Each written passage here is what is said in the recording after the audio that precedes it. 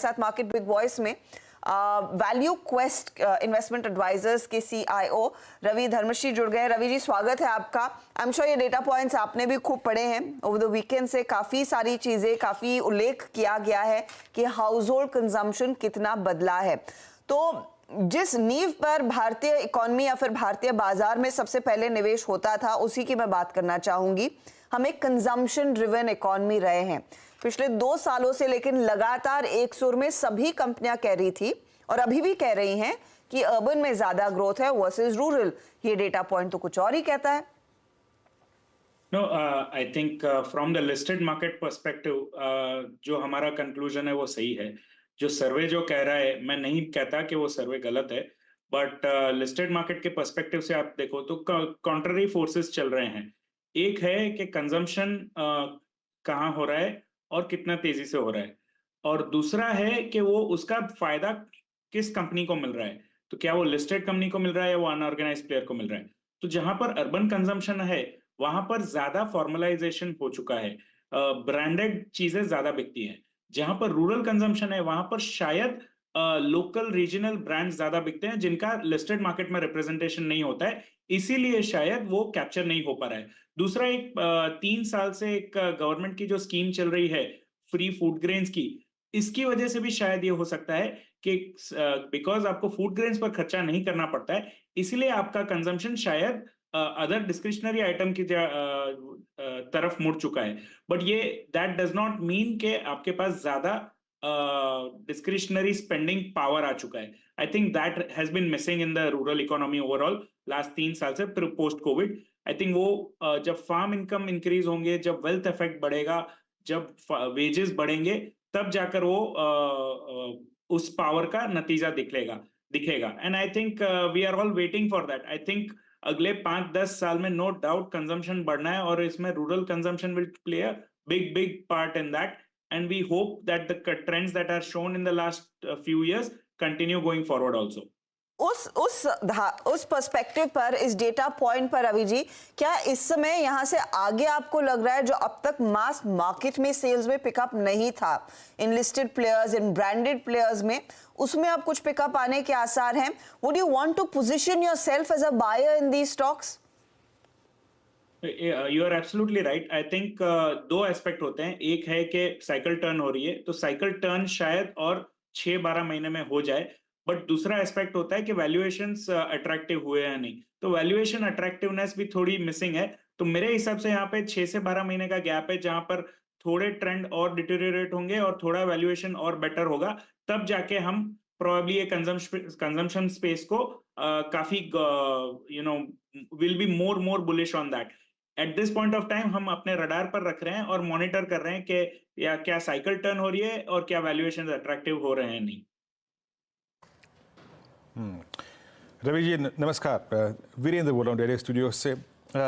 एक अध्याय जो अब हम पीछे छोड़ के आए 5 दिन पहले या फिर पिछले हफ्ते, वो था अर्निंग सीजन। अब मैं आपके नज़र से, क्योंकि हर एक अर्निंग सीजन के बाद अब अपने अपने पीएमएस, अपने स्टॉक्स और आपके आई थिंक इंक्लूजन और एक्सक्लूजन की रणनीति बनाते होंगे, सबसे ज़्यादा इस अर्निंग सीजन में आपको क्या इंप्रेस करके गया, जिसके मद्देनज़र आप शायद किसी सेक्टर पे ओवरवेट हो जाएं और किसी को थोड़ा सा एग्जिट करें पार्शली? कैसा लगा आपको ये अर्निंग सीजन? कहाँ कन्विक्शन बढ़ा आपका? Good morning Virendra ji.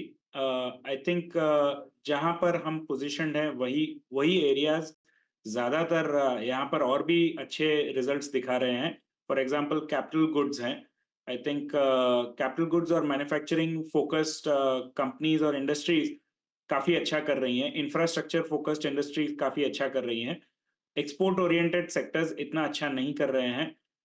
And as जो पहले बात हुई कि कंज्यूमर ओरिएंटेड कंपनीज भी थोड़ा the performance has not been so great. So from that perspective, it has been more domestic infrastructure focused companies that are doing well. Real estate में भी top of the end is doing well. Affordable housing is not doing that well.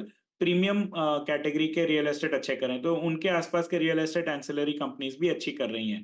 So मोटा मोटी manufacturing और government capex related companies are the ones doing well. Financials में थोड़ा बहुत margin का impact था इस quarter में, बिकॉज डिपॉजिट्स की फाइट बहुत जोरों से चल रही है।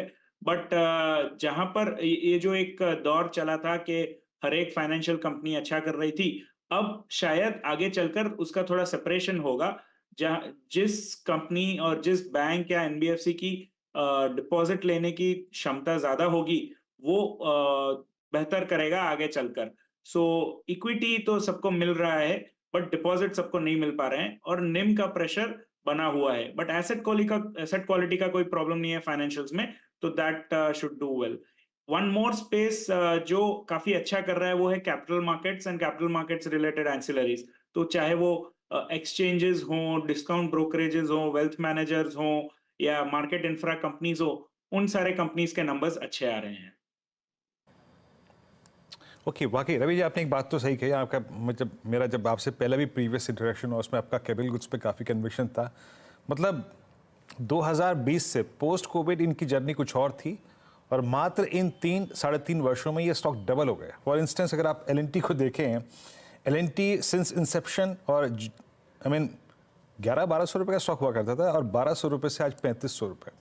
अच्छा, इस बार की जो अर्निंग्स है रवि जी यहाँ पे आई मीन 30-35% की अगर आप देखें ऑर्डर बुक में इजाफा, अभी भी क्या कैपिटल गुड्स आपको ऐड करने का मौका दे रहा है? और मिड कैप में भी थोड़ा सा आप जाएंगे? I mean for instance I mean capital goods कंपनियां अच्छा कर रही हैं, इंफ्रास्ट्रक्चर कंपनियां अच्छा कर रही हैं, कंस्ट्रक्शन इक्विपमेंट कंपनियां, फॉर इंस्टेंस एस वो 33-35 रुपये का स्टॉक आज 1200 रुपये का है। तो आप फुली आई थिंक अपने आप को यहाँ पे कमिटेड रख रहे हैं लार्ज कैप मिड कैप में भी। आपका व्यू यहाँ पर? तो पहले मैं साइकिल का क्वेश्चन एड्रेस करूंगा, फिर आऊंगा वैल्यूएशंस पर। साइकिल की बात करें तो ये अभी भी काफी अर्ली स्टेज साइकिल है।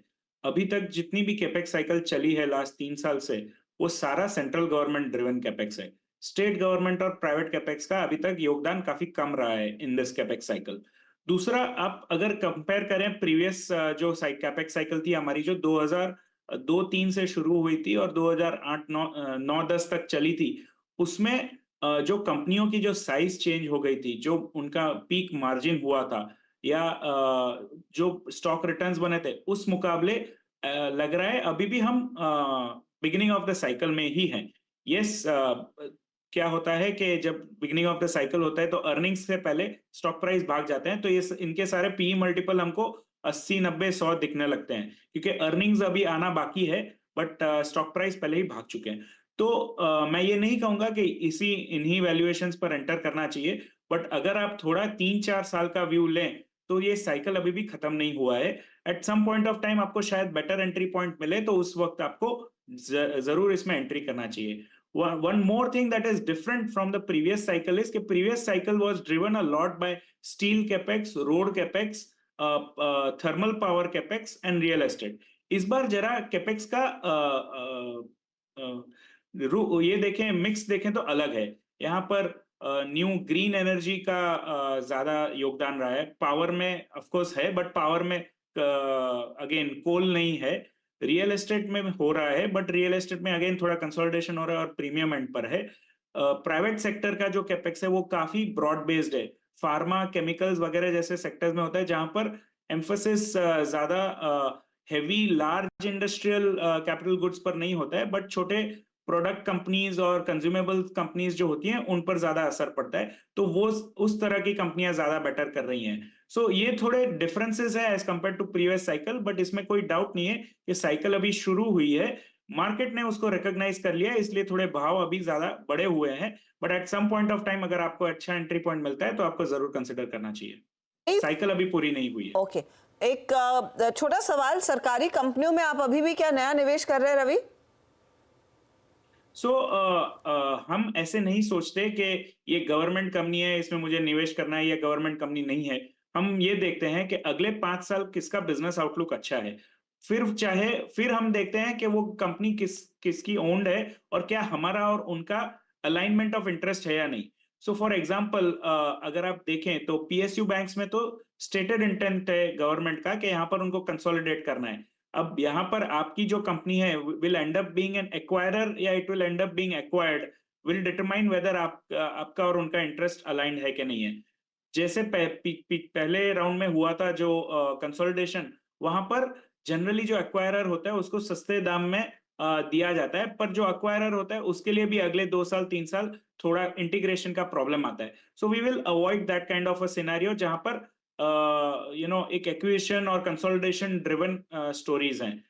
बाकी फॉर एग्जांपल डिफेंस है, तो डिफेंस में हमको कोई प्रॉब्लम नहीं है, वो पीएसयू, बिकॉज आज की तारीख में डिफेंस सेक्टर पूरा पीएसयू सेक्टर ही है, और वहां पर जो मोनोपोलीज हैं उनका राइट टू विन है। एक ही कंपनी है जो लाइट कॉम्बैट एयरक्राफ्ट हेलीकॉप्टर बना सकती है, एक ही है जो वॉरशिप्स बना सकती है, फ्रिगेट्स बना सकती है, तो उसका तो फायदा उन्हीं कंपनियों को मिलेगा। और वहां पर हमारा और गवर्नमेंट का इंटरेस्ट अलाइंड है, बिकॉज गवर्नमेंट भी चाहती है कि हमारा इंपोर्ट बिल कम हो और ज्यादा मेड इन इंडिया इक्विपमेंट हो, और हमको भी यही चाहिए कि इन्हीं बिजनेसेस को ज्यादा बढ़त मिले, और that is why we are okay with PSU defence. Okay. तो हम ऐसे नहीं काटेंगे मार्केट को कि ये गवर्नमेंट ओन कंपनीज है, ये नॉन गवर्नमेंट ओन कंपनीज है। हम पहले देखेंगे कौन से बिजनेसेस अच्छे लग रहे हैं, फिर देखेंगे कि वहां पर कौन सी कंपनीज हैं जो जिनका राइट टू विन है, जो और- यहाँ पर वैल्यू क्रिएट कर सकती है। और उसमें आपने साफ कह दिया है कि यू लाइक डिफेंस, और आपने नाम भले ही ना लिया हो, लेकिन हाल, बीडीएल, मजगांव, ये कुछ अपॉर्चुनिटीज क्लियरली इस समय अभी भी अट्रैक्टिव है। बहुत बहुत शुक्रिया रवि हमारे लिए समय निकालने के लिए। बता दें कि मनी कंट्रोल पर दिए गए विचार एक्सपर्ट्स के अपने निजी विचार होते हैं। वेबसाइट या मैनेजमेंट इसके लिए उत्तरदायी नहीं है। यूजर्स को मनी कंट्रोल की सलाह है कि कोई भी निवेश निर्णय लेने से पहले सर्टिफाइड एक्सपर्ट की सलाह लें।